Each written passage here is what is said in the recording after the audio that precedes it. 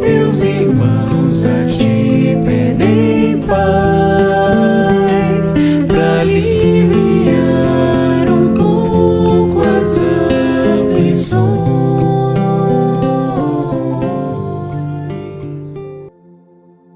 Boa noite, meus irmãos. Mais uma quarta-feira abençoada juntos. Vamos nos preparar, pensar em Jesus, preparar nossas garrafinhas d'água, pegar o nosso evangelho, dar aquela parada, respirar, sentar num lugar confortável, para a gente poder receber a palavra de Deus no nosso lar. E assim, damos início ao Evangelho nessa quarta-feira abençoada. Boa noite, meus irmãos. Vamos ler o livro Agenda Cristã, de Chico Xavier, pelo Espírito André Luiz. Lição 13. Realmente. A tempestade espanta, entretanto, acentuar-nos-á a resistência se soubermos recebê-la. A dor dilacera, mas aperfeiçoar-nos-á o coração, se buscarmos aproveitá-la. A incompreensão dói, contudo, oferece-nos excelente oportunidade de compreender. A luta perturba, todavia, será portadora de incalculáveis benefícios, se lhe aceitarmos o concurso. O desespero destrói. Diante dele, porém, encontramos ensejos de cultivar a serenidade. O ódio enegrece, no entanto, descortina, bendito horizonte, a revelação do amor. A aflição esmaga, abre-nos, todavia, as portas da ação consoladora. O choque assombra, nele, contudo, encontraremos abençoada renovação. A prova tortura. Sem ela, entretanto, é impossível a aprendizagem. O obstáculo aborrece. Temos nele, porém, legítimo produtor de elevação e capacidade. Então, meus irmãos, vamos continuar elevando nossos pensamentos aos céus, agradecendo a Deus por mais uma oportunidade de estarmos fazendo o Evangelho no nosso lar, pedindo a espiritualidade amiga que nos ampare, nos cuide, esteja conosco a todo momento, aos irmãos desencarnados que vieram em busca de ajuda, de carinho, de amor, que possam encontrar, que sejam parados, que sejam envolvidos com essa energia de amor e de bem. Peço pela vida de cada um que aqui está, que possamos, Senhor, levar bênçãos para cada lar que nos assiste nessa noite. Que a espiritualidade continue conosco até o fim desse Evangelho. Que assim seja, graças a Deus.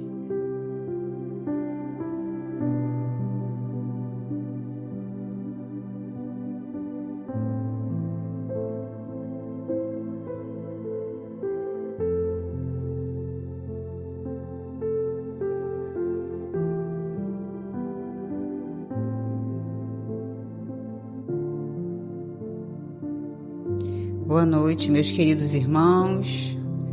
Vamos então, dando continuidade à leitura do o Evangelho segundo o Espiritismo, no capítulo 5.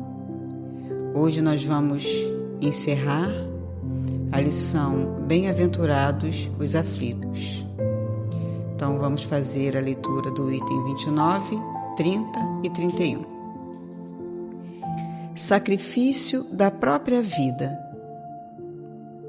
Aquele que se acha desgostoso da vida, mas que não quer tirá-la por suas próprias mãos, será culpado se procurar a morte num campo de batalha com o propósito de tornar útil a sua morte? Então está perguntando, a pessoa está desgostosa, está infeliz, está triste.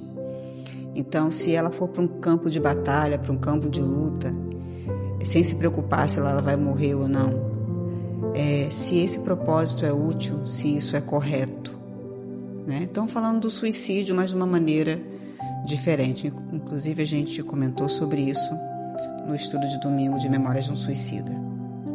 Então, vamos lá, a resposta. Que o homem se mate ele próprio, ou faça que outrem o mate, seu propósito é sempre cortar o fio da existência. Há, por conseguinte, suicídio intencional, senão suicídio de fato. É ilusória a ideia de que sua morte servirá para alguma coisa. Isso não passa de pretexto para colorir o ato e desculpá-lo aos seus próprios olhos. Se ele desejasse seriamente servir ao seu país, cuidaria de viver para defendê-lo. Não procuraria morrer, pois que morto de nada mais lhe serviria. O verdadeiro devotamento consiste em não temer a morte quando se trate de ser útil, em afrontar o perigo, em fazer de antemão e sem pesar o sacrifício da vida, se for necessário. Mas buscar a morte com premeditada intenção, expondo-se a um perigo, ainda que para prestar serviço, anula o mérito da ação.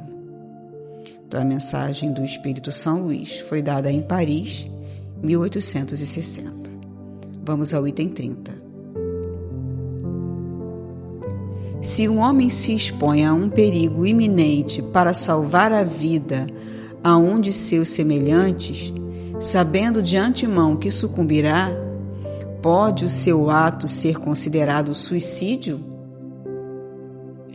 Desde que no ato não entre a intenção de buscar a morte, não há suicídio, e sim apenas devotamento e abnegação, embora também haja a certeza de que morrerá. Mas quem pode ter essa certeza? Quem poderá dizer que a providência não reserva um inesperado meio de salvação para o momento mais crítico? Não poderia ela salvar mesmo aquele que se achasse diante da boca de um canhão? Pode muitas vezes dar-se que ela queira levar ao extremo limite a prova da resignação, e nesse caso, uma circunstância inopinada desvia o golpe fatal. Item 31. Por proveito dos sofrimentos para outrem. Os que aceitam resignados os sofrimentos por submissão à vontade de Deus e tendo em vista a felicidade futura, não trabalha somente em seu próprio benefício? Poderão tornar seus sofrimentos proveitosos aos outros? Podem esses sofrimentos ser de proveito para outros, material e moralmente. Materialmente, se pelo trabalho, pelas privações e pelos sacrifícios que tais criaturas se imponham, contribuem para o bem-estar material de seus semelhantes. Moralmente, pelo exemplo que elas oferecem de sua submissão à vontade de Deus.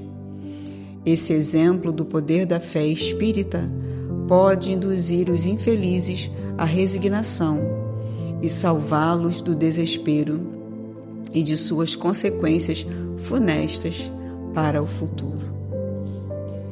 Então, a única coisa que a gente gostaria de acrescentar aqui é que no mundo de hoje, do mundo onde só importa o eu, a minha vontade, o que eu quero, eu tenho que ser feliz, onde só eu preciso fruir e gozar, a gente lê no nosso Evangelho de novo essa lição, ou ouvir mais uma vez essa leitura, para a gente entender o proveito dos sofrimentos, para a gente entender que aquilo que a gente passa com resignação, submissão à vontade de Deus, serve para outras pessoas.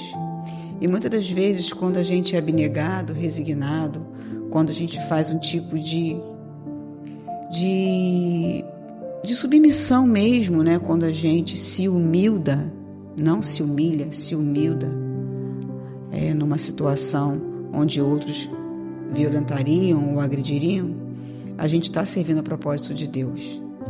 Então, embora o mundo queira dizer, pra gente que o eu importa, a maior pessoa que esteve na terra foi o servidor de todos, que foi o nosso Mestre Senhor Jesus. E Ele mesmo disse: eu não vim para ser servido, eu vim para servir. Então agora nós vamos fazer a nossa prece final. Então vamos nos colocar numa posição benéfica, agradável. Se nós estivermos dirigindo, não tem problema, os espíritos não têm lugar de preferência, mas vamos nos colocar em pensamento, ligados para recebermos o passe onde quer que estejamos. Então vamos elevar nossos pensamentos a Jesus, o nosso Mestre querido, irmão maior, aquele que nos guarda, que nos guia, nos orienta a cada dia, está conosco a cada manhã, nos acompanhando, nos permitindo, pelo seu exemplo, o conhecimento, a sua sabedoria, seus ensinamentos. Jesus, Mestre querido, bendito seja a tua presença entre nós, nessa noite de Evangelho.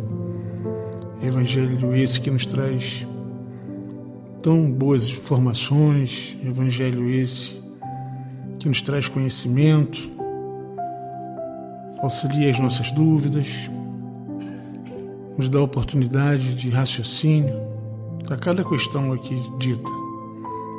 Do mesmo modo que aprendemos, somos também abençoados pela tua presença, pela emanação de amor que recebemos de ti, pela espiritualidade amiga que nos acompanha nesse Evangelho, que nos auxilia os pensamentos, que se tratam como nós nos tratamos também durante esse período, aqueles que ouvem também das suas casas, dos seus lares, do seu trabalho, que recebem também toda essa emanação de amor, de energia e de luz. Guarda-nos, Senhor, sempre. Permita que os nossos dias sejam melhores. Permita, Senhor, que possamos continuar a caminhar do Teu lado, mesmo sendo espíritos que erram, que fracassam, que tropeçam, mas que continuam, Senhor, a buscar a melhora moral. Sê Tu conosco, Senhor Jesus, auxiliando a nossa saúde, auxiliando no nosso trabalho, auxiliando ao nosso entendimento, para que possa ser possível um passo de cada vez. Sê Tu conosco nessa noite, Senhor, e continue nos abençoar, abençoando a água que recebemos, que auxilia o nosso corpo e o nosso espírito, a emanação de amor através da radiação que nos fortalece, nos limpa a alma, melhora a consciência, nos acalma. E a Ti só agradecemos, Jesus, por mais um dia. Seja Tu conosco, hoje, agora e sempre, e que assim seja, graças a Deus. Que maravilha, né? Fizemos o nosso Evangelho, estamos recuperados, estamos fluidicamente limpinhos, tratados com a nossa água.